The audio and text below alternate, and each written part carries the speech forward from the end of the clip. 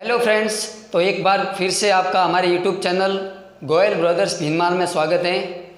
तो दोस्तों, आपने वो पिछला वीडियो देखा श्री चंडीश्वर महादेव मंदिर का।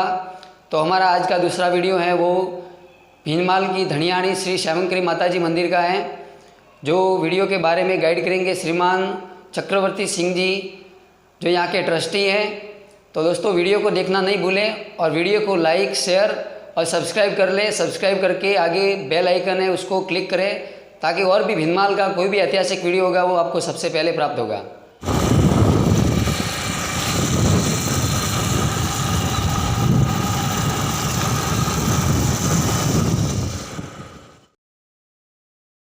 मेरा नाम चक्रवर्ती सिंह उपावत, श्यामंकरी माताजी ट्रस्ट मंडल से हूँ।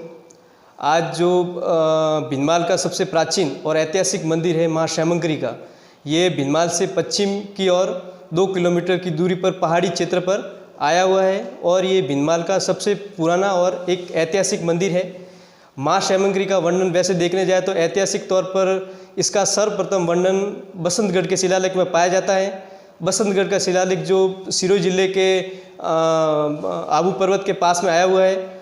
बसंतगढ़ शिलालेख जो राजा वर्मलात, उस समय राजा वर्मलात थे, उन्होंने 682 में माँ श्यामंकरी के मंदिर की स्थापना की थी और उसी के वंश से राजा जगदेव पड़ियार, जो पड़ियार मतलब प्रतिहार वंश से थे, उन्होंने माँ श्यामंकरी के मंदिर का जीर्णोद्धार करवाया था।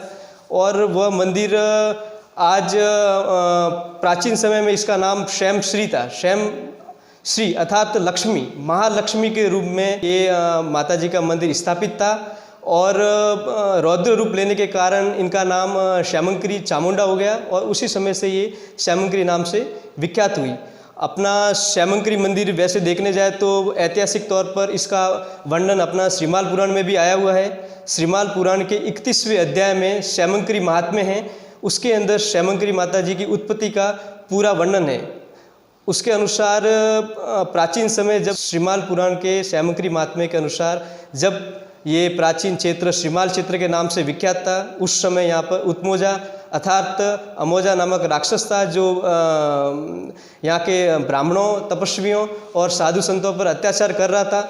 उस समय उसका एक आतंक पूरे क्षेत्र में था। उसने अनेक साधु संतों, गायों, निर्दोषों की हत्या की, तपस्वियों के यज्ञ और कई पूजा पाठ में विघ्न डाला, उनको भंग किया। उस समय सारे ब्राह्मण और सारे तपस्वी मिलके माँ से प्रार्थना करने के लिए गौतम ऋषि के आश्रम में गए।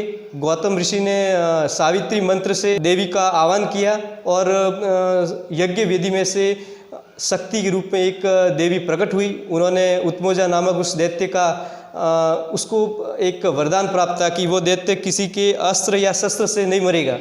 तो गौतम ऋषि ने देवी से कहा कि ये अस्त्र शस्त्र से मरने वाला नहीं है, इसलिए देवी ने उस दैत्य को पहाड़ी की चोटी के नीचे दबाकर उसके ऊपर स्वयं विराजित हो गई और उसी समय से ये मंदिर शक्ति रूप में विख्यात हुआ। और प्राचीन समय से देखने जाए तो बोलते हैं कि माँ शक्ति रूप का नाम है श्यामंकरी। श्यामंकरी नाम पड़ने के पीछे इसका एक कारण है। श्याम अर्थात कल्याण, क्षमा।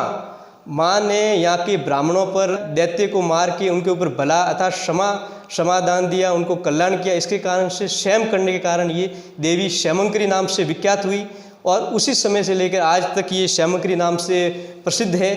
और जब देवी यहाँ पर स्थापित हो गई तो देवलोक, स्वर्गलोक में भी एक व्यवस्था होती है, तो वो व्यवस्था बिगड़ने लगी। तब देवताओं ने यहाँ पर आकर माँ श्यामंकरी से याचना की कि आप स्वर्गलोक में पधारें और आप आपकी शरण पादुकाएँ इस पहाड़ी की चोटी पे रखें और उन शरण पादुकाओं को पलटने की शक्ति अर्थात जो देवी के जो पादुका हैं उनको पलटने की शक्ति उस दैत्य में नहीं है। उसी समय देवी के चरण पादुकाओं को पहाड़ी पर स्थापित किया और स्वयं देवी स्वर्ग को प्रस्थान हो गई। और उसी समय एक यहाँ पर एक किवंदी भी है कि चरण पादुका यहाँ पर जो दान करता है तो उसके सारे पाप धुल जाते हैं, अर्थात वो मोक्षगामी होता है, पुण्य का भागी होता है।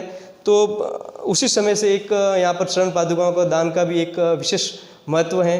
और श्यामगिरी का वर्णन देखने जाए तो प्राचीन समय से लेकर अनेक इसके हैं वर्णन मिलेंगे, लेकिन ये सोलंकियों की कुलदेवी है। मुख्यतः इसका एक विशेष महत्व है कि सोलंकी गोत्रों की माँ क्षैमंकरी कुलदेवी है।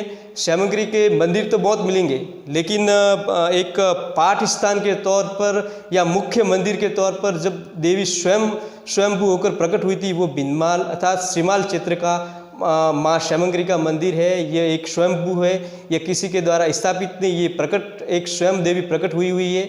और इस देवी स्थान का एक अपने हिसाब से एक अलग एक पौराणिक और ऐतिहासिक महत्व है। और मुख्य यहाँ पर त्रिशूल की स्थापना हुई थी 9 मई 2018। ये त्रिशूल स्थापना अपने यहाँ के पुजारी के द्वारा की गई थी, जिसका नाम दीपक भाई केसाजी पुरोहित था। और ये त्रिशूल 54 फीट लंबा है, ऊंचाई में है। और इसका एक मुख्य विशेषता है कि ये सुंदा जी के त्रिशूल से भी भव्य और विशिष्ट है। 54 फीट होने के साथ साथ ये काष्ठ का बना हुआ और अष्ट धातु का बना हुआ एक त्रिशूल है। इसके उत्तर में गजलक्ष्मी है, दक्षिण में महाकाली है, पूर्व में गणपति है और पश्चिम में माँ क्षैमंकरी की चारों दिशाओं में 4 मूर्तियाँ स्थापित हैं। और एक इसका एक विशेष महत्व है कि ये सुंदा जी से भी एक भव्य और सुंदा जी वाला त्रिशूल है वो पंच धातु का और 39 फीट का है, और ये अष्ट धातु और 54 फीट का एक त्रिशूल है। और इसका स्थापना यहाँ के पुजारियों के द्वारा ही की गई, दीपक भाई केसाजी पुरोहित। ये भी एक पुण्यार्थ काम था उनके द्वारा और एक ऐतिहासिक कार्य था जो ट्रस्ट के सानिध्य में हुआ। और प्राचीन तौर पे एक और एक वृतांत है कि जब राजा जगदेव पड़ियार भिनमाल में अर्थात तीर्थाटन करते हुए जब श्रीमाल क्षेत्र में आए, उस समय उनके एक पूरे शरीर पर कुष्ठ रोग था।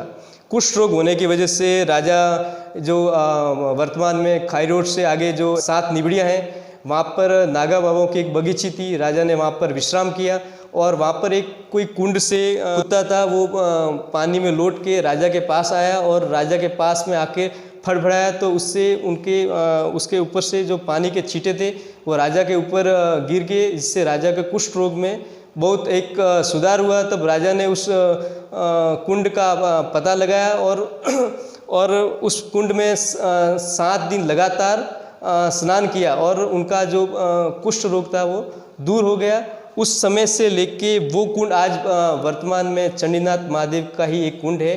और उस समय से राजा ने यहाँ की जो श्यामश्री तो उसको कुलदेवी माना। और उस क्षैमंकरी के पास में जो अष्ट धातु की माँ चामुंडा की मूर्ति है वो राजा जगदेव पड़ियार के द्वारा ही स्थापित की हुई है। और जगदेव पड़ियार अर्थात अपभ्रंश में इसका पड़ियार हो गया। ये प्राचीन नाम प्रतिहार है, जो प्रतिहार शासक थे, गुर्जर प्रदेश में इनका एक शासन था। और ये भिनमाल की गुर्जर प्रदेश भिनमाल की राजधानी था, उसके तौर पर भी एक इसका एक विशेष महत्व है। अपने क्षैमंकरी मंदिर के एक पास में एक पुरानी एक विश्राम गृह है जो 10वीं शताब्दी का है, जिसे राजा जगदेव पड़ियार ने बनाया था। और उसके विश्राम गृह पर आज भी एक प्राचीन तौर का एक शिलालेख के जैसा एक भित्ति चित्र पर एक कुछ देवनागरी लिपि या कोई लिपि है प्राचीन, उसमें लिखा हुआ वर्णन भी है। उसमें 966 विक्रम संवत लिखा हुआ है। उसके अनुसार यही लगता है कि 1960 में राजा जगदेव पड़ियार ने जो मंदिर का जीर्णोद्धार करवाया, उसी समय ये एक विश्राम गृह भी उन्हीं के हाथों से निर्मित था। और जो एक मुख्य मंदिर है, गर्भगृह में सर्वप्रथम गणपति की मूर्ति है, गणेश जी की। उसके बाद काला भैरव जी की मूर्ति है। उसके बाद माँ क्षैमंकरी की मूर्ति स्थापित है। और उसके बाद गोरा भैरू की। और लास्ट में माँ चामुंडा की अष्टभुजी एक बहुत ही एक मनमोहक मूर्ति है। ये गर्भगृह के अंदर 5 मूर्तियाँ स्थापित हैं और इसमें से 2 मूर्तियाँ माँ क्षैमंकरी की और चामुंडा की मूर्ति, इनको विक्रम संवत 2004 में वापस स्थापित किया गया था, क्योंकि यहाँ पर एक मानसिक तौर पर एक विकृत एक पुजारी था बागल भीम का। उसने माँ क्षैमंकरी की और चामुंडा की मूर्ति को पहाड़ी क्षेत्र से नीचे गिरा दिया था और वो मूर्ति खंडित हो गई थी।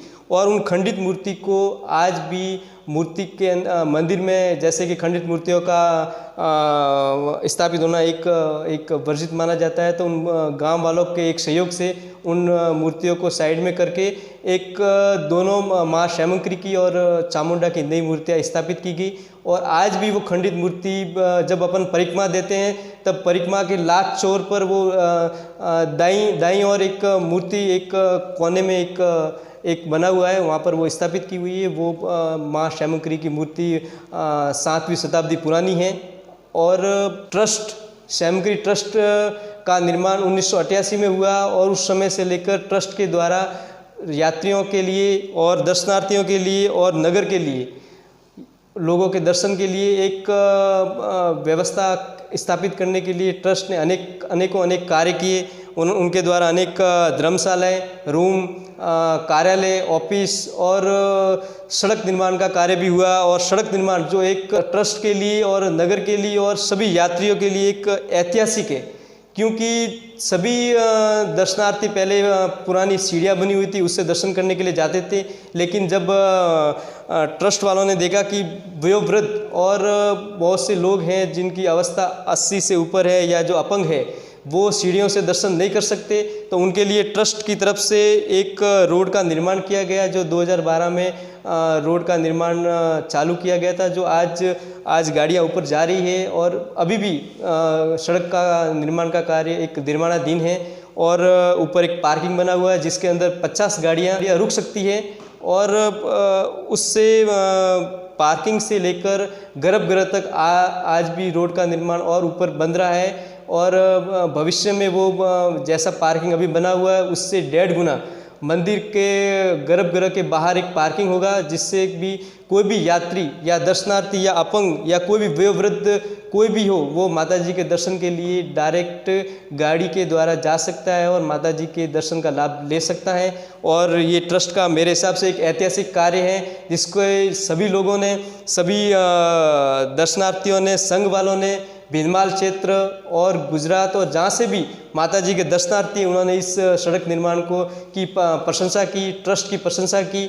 और ट्रस्ट के द्वारा एक मंदिर का मुख्य गेट का निर्माण करवाया जा रहा है, जो सुंदा जी के मुख्य गेट के जैसा ही एक भव्य मुख्य दरवाज़ा है। और ये ट्रस्ट के द्वारा और ट्रस्ट और भक्तों के दोनों के सहयोग से इस मुख्य दरवाजे का निर्माण चल रहा है। और वर्तमान में तो ये पूर्ण हो गया है, लेकिन कुछ एक थोड़ा काम बाकी है और इसका भी एक मंदिर का प्रवेश चालू कर दिया जाएगा। इसका भी उद्घाटन अभी ट्रस्ट के द्वारा करवाना अभी बाकी है। और